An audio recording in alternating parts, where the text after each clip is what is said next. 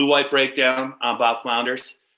Oh, are we on? Dave Jones is joining us remotely, We're on? as I am remote as well. It is a special holiday edition of the Blue-White Breakdown. We're doing this on a Wednesday. Hopefully it'll be up on Thursday, Turkey Day, Dave. Hope you have a great holiday in Downingtown. And I'm having coffee, dude, and look at this. This is historic, actually. Comcast. This is a cup. It became a running joke with Barcan that I stole from the studio. And the days of Daily News Live. You remember Daily News Live? They're going to need that back, Dave. Times are tough. That's what he keeps saying. He's saying, we're going to need that back. You're going to get a letter in the mail. I see you got your Flyers jersey on. Good for you. I got this from Greg Pickle. Yeah. It's not even mine. I needed a T-shirt one time on the road. I was out of T-shirts. He gave it to me. Greg does love him some Flyers, so hopefully. Oh, it's a great T-shirt. I mean, is there a better logo in sports? Honestly, I'm a big fan of the Chiefs logo, Kansas City Chiefs logo. I just love the arrowhead. Yeah, it's good. It's good. David, we got an 0-5 team to talk about. There have been some good James Franklin teams that have gone to Michigan and just gotten, creamed. So 42-7, 49-10. I put that in my prediction because I think it's a lot like that. Those games weren't even that close. Those scores were not accurate of how badly they were beaten. So yeah, I don't know. I don't like to beat a dead horse, as they say, but it just seems. Oh, this is a dead horse. It just seems like after the Iowa game, it's going to be hard for me to make a case for them. Even Michigan State, I think it's going to be tough for them. It's really, really, they're out of healthy bodies. They just seem defeated, and their quarterbacks can't make plays. So I just don't know what we should be. If you're a fan, I don't know what you should be hoping for the next few weeks. Do we want to start with the line? I know that's what we usually do last. Yeah. I'm astounded at this line. Do you try to guess a line before you look at it? Yeah, I thought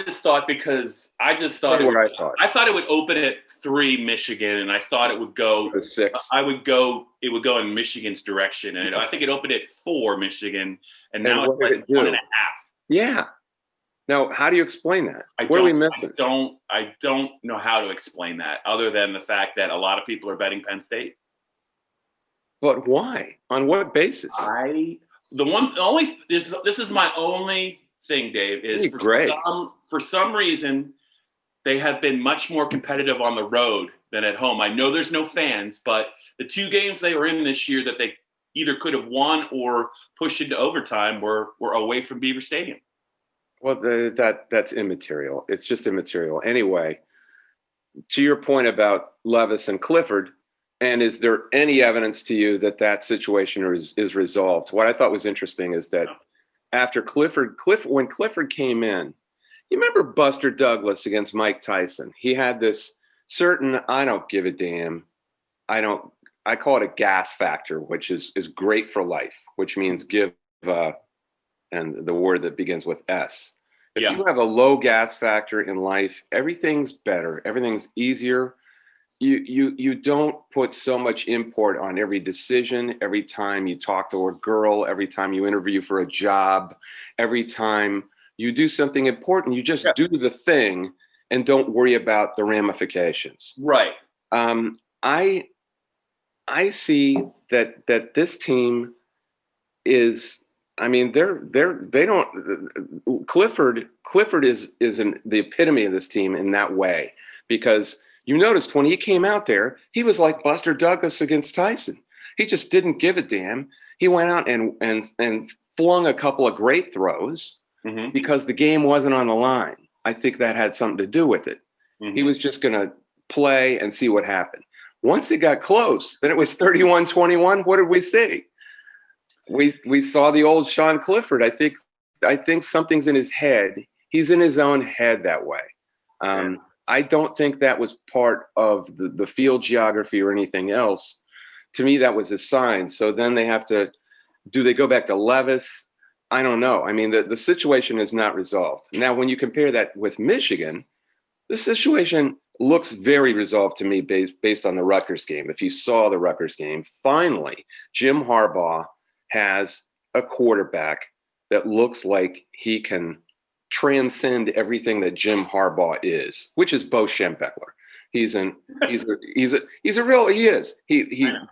Bo is his hero. I know he loves him. I think he's the kind of guy that he's such a big personality, even though it's not outgoing. I think it smothers quarterbacks. And we've seen it from Shane Morris all the way through you remember Shane Morris? All the way through all these guys who are supposed to be the guy. Brandon Peters is playing great now. Brandon Peters is playing great now at Illinois. He didn't play half this good at Michigan. Right. And Shea Patterson, and you can go all the way back through all of them. This kid, Cade McNamara, does not care. How about Wilton Speight, my man? I forgot Wilton Speight. Yeah, I mean, how many of them were? And you would hear the Michigan fans every time say, "No, this is the guy. This is our guy. This is." But this is the guy. To me, Cade McNamara, he has a very low gas factor, and that's what you need to get by Jim Harbaugh, because he's not going to be pasteurized. This kid is a real leader. It's clear he's a leader. He led not just the offense, but the entire team. They were down 17-0 at Rutgers, and he led them back. You could even see it in that horrific beatdown that Wisconsin gave them. He came in at the very end of the game, and you remember Herb Street actually commented on about it? Yep. Yeah. I just think the quarterback situation is like this right now. Not the biggest guy, but who cares? About 6'1", 200 pounds. But no turnovers. He finds the open receiver. They certainly have some receivers who can make some plays. Extends plays. He's quick enough. He's savvy enough to extend plays, and he can throw on the run. Did you see that BB he threw down the right sideline in the third quarter? That was an important throw. I mean, I just think the quarterback situation at this point is just so far apart between these two teams. I don't understand the line. I don't understand two. I don't. Yeah, it's going to be interesting to watch it. Maybe it won't be that interesting, but we'll see how it plays out. Maybe we'll be totally wrong, but Sean Clifford has been very generous, Dave, when it's come to the other team. The last 3 games, defensive scores, and any semblance of hope for Penn State's kind of gone out the window with each passing pick 6 or fumble return. So if they could just not turn the ball over, and maybe some point in the second half of the game they'll actually have a lead. We'll see how it turns out. But they've had the lead for like 20 minutes of the whole season. Yeah, and above everything else, when we compare it, and we always compare this team to your second season, 2003, right? Second season, 3-9. Buddy of mine. I saw your email. Did you see that? Wasn't that interesting? He computer gamed the game. I don't know what he does, but he's a real analytic geek. And he gamed the what toy football game when you were a kid would you play the 2003 Penn State team against the 2020 Penn State team? Yeah. Boy, I don't know. There were so many different ones I could have. Could have played electric football. Yeah. I don't know. Well, you'd have to have that one of those Temco or one of those things. Some of these Penn State defenders are moving like that electric football. So I don't know. Maybe that's the right game. Let's not get nasty. But I know. It's a joke. I was just joking. But, when you give up that many points every week, and when you give up points early in games every week, it's okay to have a little fun. Dave, I've been thinking about this since. I got to make a point. I mean, he gamed that game, and what was it? The 2003 team won 23-22. Was that the score? Yeah. Anyway, I don't want to go that far. That's what he said. Yeah. Dave, if you're in all seriousness, if you're an NFL executive or a scout, and you're watching this Penn State season play out, are you starting to go, Micah Parsons might be the best player in the country? Yeah. Just because of how much. On the Memphis game. Yeah, just because of, they've obviously they lost Yetur Gross-Matos too, but he's looking better by the game just because of how badly this team looks in his absence. It's a lot of the same guys. He not only moved really well to the ball, which is what do you think he belongs in the middle in the NFL, or we've always had this conversation? He could play like 5 positions in the NFL. But I think he's a great classic middle linebacker. I do. I would make him a 3-4 outside linebacker. All right, that's the argument, and you could argue either way. Because I think he could also rush the passer, and he's going to gain a little bit weight. I don't think he's a lot different than Khalil Mack was when Khalil Mack was. Okay. So that's where you want him, and it makes sense. Yeah. Just because you can impact the game more, and he's just a superb athlete. But let's just focus on this team, Dave. I just, I don't know. I don't know what the best case scenario is for the rest of the season. And I'm just wondering, it's time to start looking a little bit at 2021. And, if there's if they don't have spring practice or what it's going to look like, I just don't know how this team's going to get markedly better if you don't have a quarterback, and you don't have, you don't have some difference makers on defense. The schedule does not get any easier moving forward. I don't know that this is going to be a one-year thing, Dave. No, I don't think it is. But if they could get the offensive line well, do you not think there's a little bit of hope on the offensive line or not? I think there's plenty of hope on the offensive line, believe it or not. They'll miss the center. I'm just more concerned about the quarterback position. I know. But if you have hope on the offensive line that you can get that well, that you can get that to be a top 4 in the Big Ten offensive line. Yeah. Something, I'm not talking about Wisconsin or Iowa, but something right underneath there. Then can you conceal your other liabilities? Can you have a game manager at quarterback? If you replenish the running backs, which they should be able to do, right? Then you can, I just think you can have a dynamic presence at quarterback. Ultimately, but you could turn one of those guys into game manager. I mean, Wisconsin and Iowa have done a whole lot of winning football with quarterbacks like both Will Levis and Sean Clifford. Am I wrong? You can get back to 8-4 and 9-3, but that's it. Yeah, I know, but you know what? This is the argument I've been having with Penn State fans of a certain stripe here in the last couple weeks. Yeah. They keep thinking that they're Ohio State. Yeah. They're not Ohio State. Nobody in this league is Ohio State. They're not Alabama. They're not Notre Dame even. And I was saying, look, Michigan State, after the 2015 season when they made the college football playoff, and they did. Yeah. They went 1-8 in the Big Ten. Northwestern, the year after starting 0-8 in the Big Ten and finally beating Illinois in the last game last year, here they are, undefeated and probably going to stay undefeated until they play Ohio State, projecting in Indianapolis. And I think have a puncher's chance against Ohio State. Probably not going to win, of course. They will be double-digit dogs. Mm-hmm. But they have a puncher's chance just because I think they have a seasoned quarterback who knows how to attack that secondary, and they're not going to be stupid about it, I don't think, with the new offensive coordinator. So the point is that if Northwestern can do that, and if that can happen to Michigan State, why can't this happen to Penn State? And why can't they come back from it? And all these Penn State fans say, well, this is Penn State. You're comparing us to Northwestern now? Yeah, I'm comparing you to Northwestern. Who has the most Big Ten championships during Penn State's tenure in the league? Well, 1, 2, 3, 4, 1, 2, 3, 4. They both have 4. And oh, by the way, Northwestern's heading for a 5th, a division title. So if you count that, we're talking about the entire 28 season tenure of Penn State. Why would we not compare Penn State to Northwestern? Also, by the way, here's Penn State's football facility, Haluba Hall. Oh, over here is Northwestern's, this beautiful complex on a lake where why would anyone not want to go there and play football for a great coach, a good guy in Fitz in Chicago? And not live in State College. I mean, get with reality. I'm in right now. Just say the word. I'm with you. Pickle and reality, people. I mean, it isn't 1986 anymore. It's not. Yeah. Who knows? That's might be one of the reasons why Peyton Ramsey went there. Is the chance to go to a big. Believe it or not, he always wanted to play at Northwestern. There you go. That's the truth. Yeah. I thought he was pretty good at Indiana, quite honestly. Real quick, how surprised were you? He knew Penix was going to go over the top of him.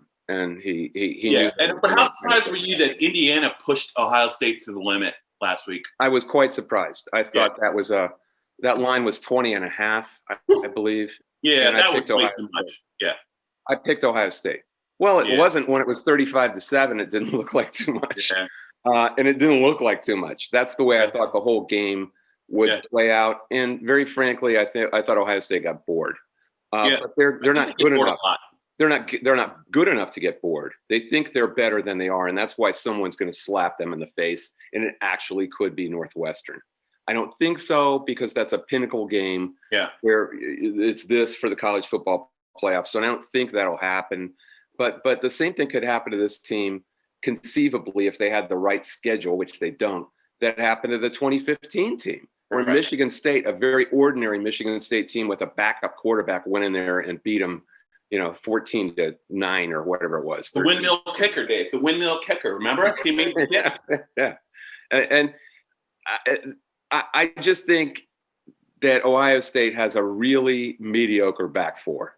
And they don't have – Sean Wade, to me, is not project him in the NFL. Is he going to be a corner? He definitely is not as good.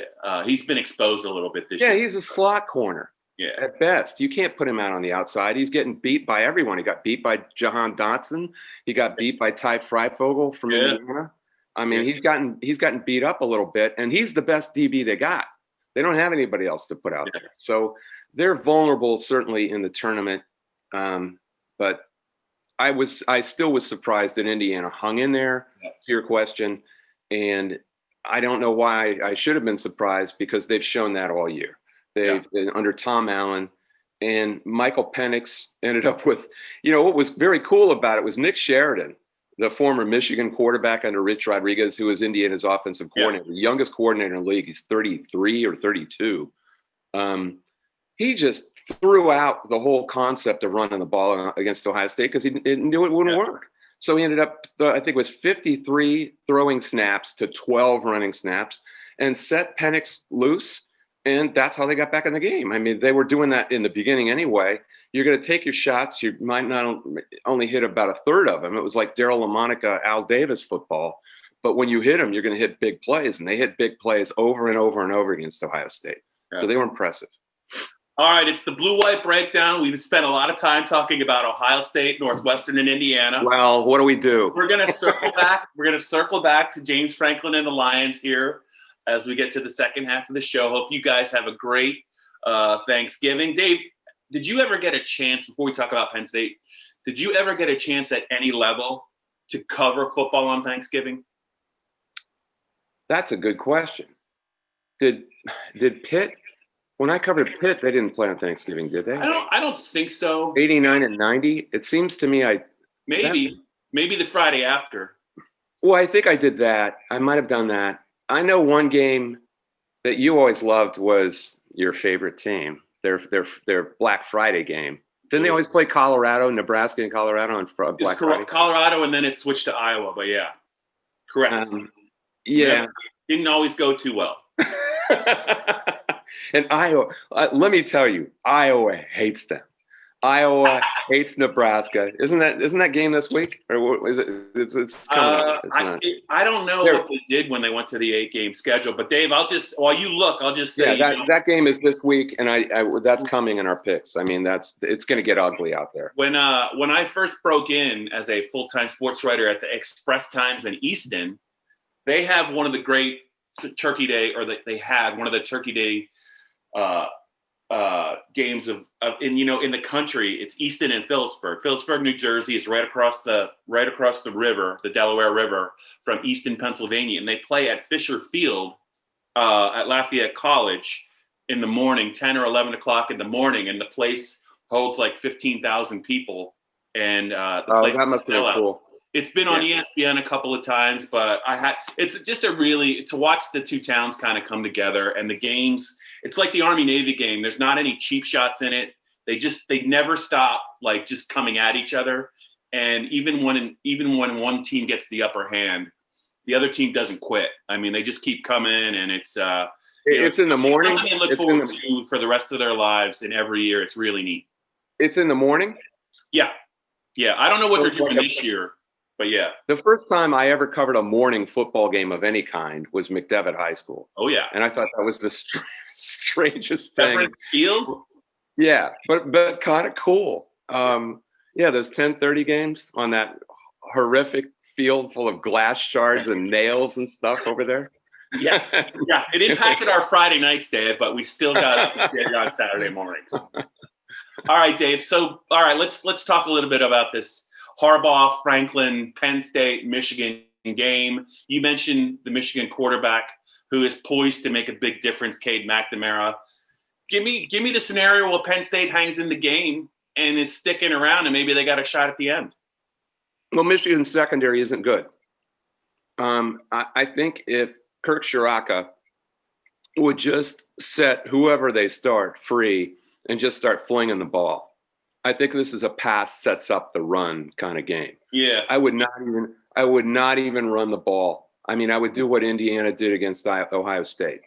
I would just start flinging it downfield at those Michigan DBs. I mean, they couldn't guard Michigan State. That's why Michigan State beat them. They have a deficient secondary, and I think that's the one target of opportunity for Penn State. If you just start letting the quarterbacks go, plus it puts them in the right frame of mind, whoever it is, if it's Clifford or Levis, give them a chance to throw on first down. I mean, you know how many times Penix threw on first down at Ohio State? It was crazy, some crazy number. He threw on first and second down constantly. It does two things. It gets you in a rhythm where you don't have constant pressure in your face, which these guys both need. I mean, they can't move out of the way, really. Levis is tough, but he's not exactly quick. And Clifford is tough, but not quick. They can't extend plays. So let them throw on first down. Yeah. Let them throw on every first down. I would just throw because Penn State has a good squadron of wideouts. Let them get downfield against that secondary and turn it into a Big 12 game. That's what I would do. And if the offensive line can give them a modicum of time, the quarterbacks, then maybe you got a ball game. Maybe that's what they'll do. Maybe we're wrong. Yeah, and no Pat Freiermuth, obviously, so it'll be a wideout game. And I'm not sure if Devin Ford's going to play. He left the game after the first series on Saturday, and if they don't have him, Dave, I don't know that they're going to run those two. So throw the ball. Yeah, throw the ball. So maybe that is, and that honestly, the turnover margin, 13 turnovers, all of them on the quarterbacks too. It's 8 interceptions and 5 fumbles, 3 defensive scores. All of them in high risk situations. I believe maybe one was not. They were all second and long, third and long kind of plays. Yeah, and Clifford can't get away from that. That's his problem. Yeah, I have a feeling we'll probably see both quarterbacks at some point. And the history of Penn State under Franklin going to Michigan, another ambulance. It's just not good. That 2014 game before Franklin, before it was Brady Hoke, it was like 18-13, and it was just a night game that was just awful. And I don't remember anything about that game. I was trying to remember the 2014 game, and I looked in the book, and I was like, 18-13. I don't remember anything about that game. Yeah, it was.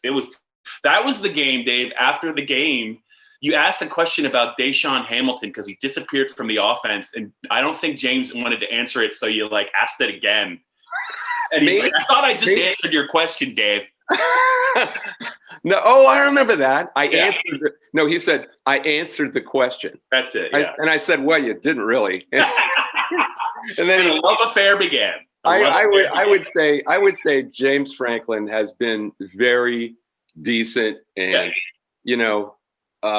very tolerant of everything. Yep. He gets it. I also know that. I get it. He said that to you after the Michigan game when you were the Minnesota game last year when you're asking about going for 2. I get it. You didn't like it, Dave. I get it. You didn't like us going for it. But there are guys when you ask a question like that pointedly, he was not going to answer it for other reasons. He was protecting Hamilton, right? I'm trying to remember. But there are certain guys who will just go off on you. I mean, what would your man Bo Pelini have done if you'd asked the question? Do your Bo Pelini. Come on. Everyone wants to see it. No, everyone. I'm gonna wait now. I'm gonna wait. You can't do it on command. It's coming in about 45 seconds. Right. I know that we're gonna try and wrap this blue-white breakdown up, Dave.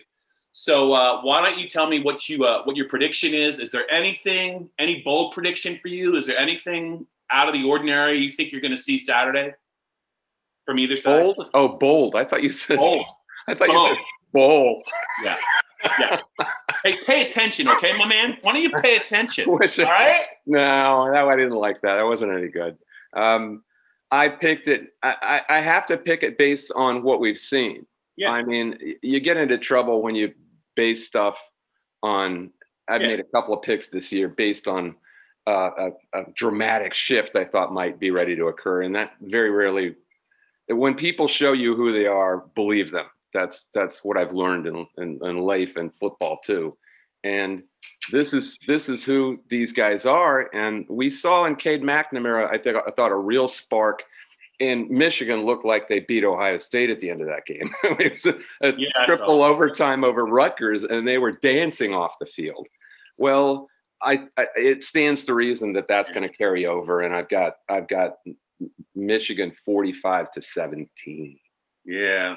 Well, I agree with you on the 17 part. I just think that Penn State's only going to score so many points.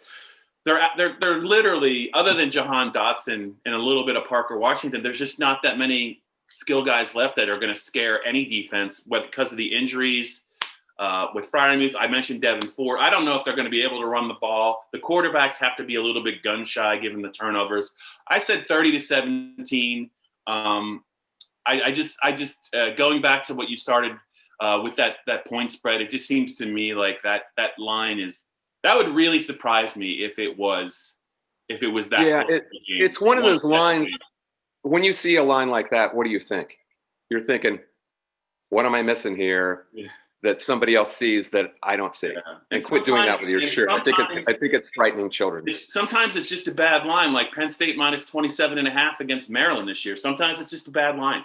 It moved the wrong way. Like 6 points. I mean, is that just – there can't be Penn State zealots out there throwing money at this team. I mean, it doesn't make any sense. All right. Are we going to the lines? Yeah, real quick. Yeah, let's get to the lines real quick. All right. Okay, make the line. Northwestern at Michigan State. Very interesting coming off that big win. Oh, yeah, it could be a little bit of – I'll say Northwestern minus 8. 13. I could see that being a little closer. I have not seen a lot of Michigan State, but Michigan will control the game. All Northwestern games are close. I think that makes a lot of sense. Yeah. I mean, they never beat anyone by much. Yeah. Penn State is -2 at Michigan. That's the one we talked about. Maryland getting back in action, apparently. This could be a very entertaining game. Maryland at Indiana. What do you make that one? Mm-hmm. Oh, man. Indiana. I'd make Indiana 10. Some fireworks. I'd make Indiana 10, and I just think they're going to score in the 40s on Maryland. Maryland's probably going to be in a little bit of a disarray after not practicing and playing for a while. I think maybe missing guys, yeah. It's 11.5, and I would but everyone has a post-Ohio State hangover, man. And I think you gotta game that into the number. You get beat up at Ohio State. It's not easy. So I don't know which way I'm going to go on that. Rutgers at Purdue. You know what? Rutgers has been scrappy this year. So let's say they make Purdue 7.5. I think it'll be a very high scoring game. I would probably take the points. I think they're putting this on BTN 6. I think this is on the Hallmark Channel. It's 11.5 again. Purdue, big favorite. I think they're counting on Rutgers to be depressed after that narrow loss at Michigan, I guess. Ohio State at Illinois. Do you ever bet? The line will be about 40, and I'll take Illinois. It's 28.5. Do you? Well, Illinois is coming off 2 road wins, man. I mean, they're playing pretty well. I think that's a legitimate line. I might take Illinois there. I don't think Ohio State has a lot of focus right now, I think I will take Illinois. Yeah, if Fields doesn't turn the ball over, though, Ohio State's going to score 70. Yeah, but it could be. You're right. Okay, but do you don't bet ever, right? College games, no. I don't like it. I don't. It's just too distracting.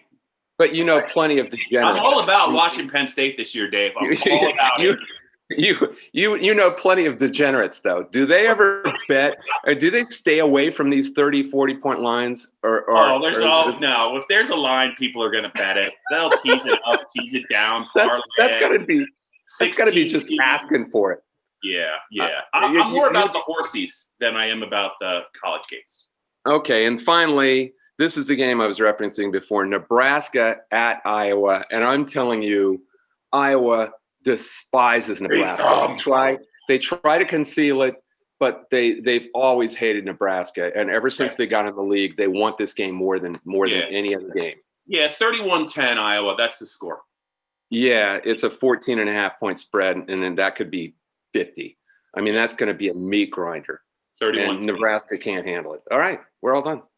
All right, happy holidays, Dave. I hope you give Kaiser some stuff, some kind of Thanksgiving Day food, and we will talk, I guess, after the Michigan game, because we're not going.